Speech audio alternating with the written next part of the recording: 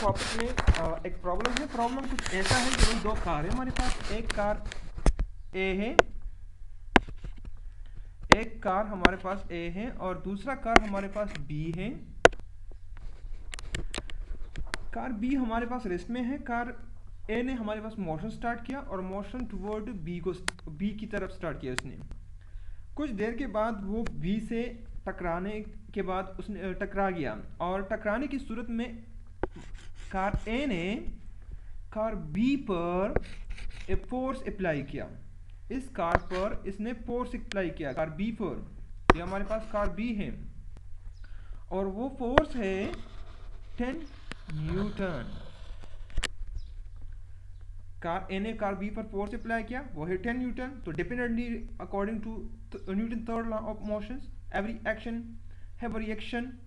तो इसी तरह से कार बी भी कार ए पर फोर्स अप्लाई करेगा और वो कार ए ने जितना फोर्स अप्लाई किया है उनके बराबर होगी, और लेकिन ऑपोजिट डायरेक्शन में। तो उसने जो फोर्स अप्लाई किया है वो हमारे पास हो गया -10 न्यूटन। कार बी ने जो फोर्स अप्लाई किया है वो है -10 न्यूटन और कार ए ने जो फोर्स अप्लाई किया है कार बी पर वो है 10 न्यूटन। अब ये कह रहा है कि कार ए में कितना एक्सेलरेशन होगा और कार बी में कितना एक्सेलरेशन होगा, लेकिन दोनों का जो मास है वो हमारे पास गिवन है। कार ए का जो मास है वो हमारे पास है car A ma is equal to 500 kg, और इसी तरह से कार बी का जो मास है वो भी गिवन है, वो हमारे पास है mb is equal to 800 kg। अब मास तो गिवन है, ये कह रहा है कि एक्सेलरेशन को फाइंड कर ले, एक्सेलरेशन इन कार वन और इसी तरह से एक्सेलरेशन से इन कार बी।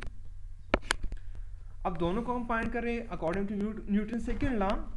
अब कार ए में जो फोर्स अप्लाई हो रहा है वो रिएक्शन फोर्स है। कार ए पर जो फोर्स अप्लाई हो रहा है वो रिएक्शन फोर्स है, और वो फोर्स हमारे पास रिएक्शन फोर्स जो है वो हमारे पास 10 है और इनका मास भी गिवन है 500 डायग्राम में डेफिनेटली। तो अब इनकी वैल्यू हम पुट करेंगे इसमें, और एक्सेलरेशंस इन कार ए में एक्सेलरेशंस जो है कार ए में हम इजीली फाइंड कर सकते हैं।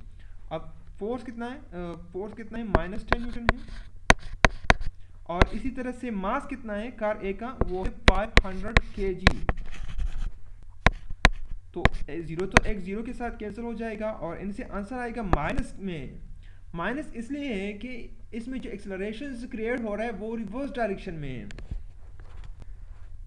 और इनसे जो आंसर आ रहा है वो है -0.02 न्यूटन पर kg।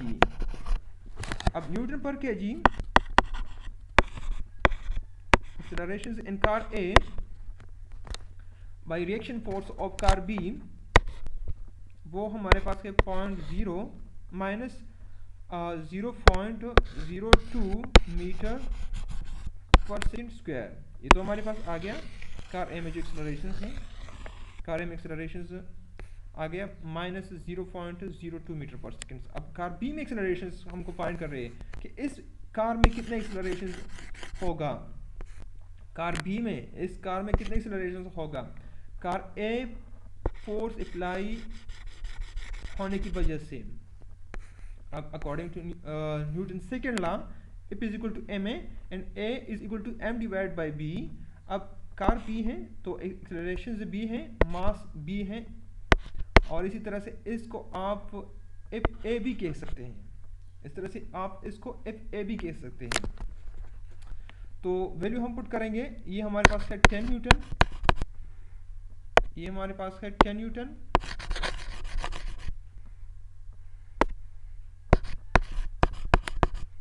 डिवाइड बाय मास कितना है 800 kg। 800 kg डायग्राम में आप देख चुके हैं। मास कार बी का जो मास है वो हमारे पास 800 kg है। अब 10 कैंसिल विद 10, और इनसे जो आंसर आ रहा है वो हमारे पास है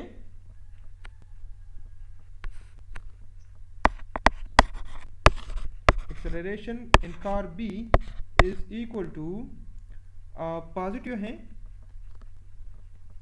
पॉजिटिव एक्सिस में है तो इसलिए पॉजिटिव है। 0.0125 metre per second square car B में एक्सेलरेशन एंड कार ए में एक्सेलरेशन दोनों हमने फाइंड किए, एक पॉजिटिव एक नेगेटिव, क्योंकि एक रिवर्स डायरेक्शन में हो गया या नेगेटिव एक्सिस में क्रिएट हो रहा है, और दूसरा जो है वो हमारे पास पॉजिटिव है और पॉजिटिव एक्सिस में भी हो रहा है। आज के लिए काफ़ी है।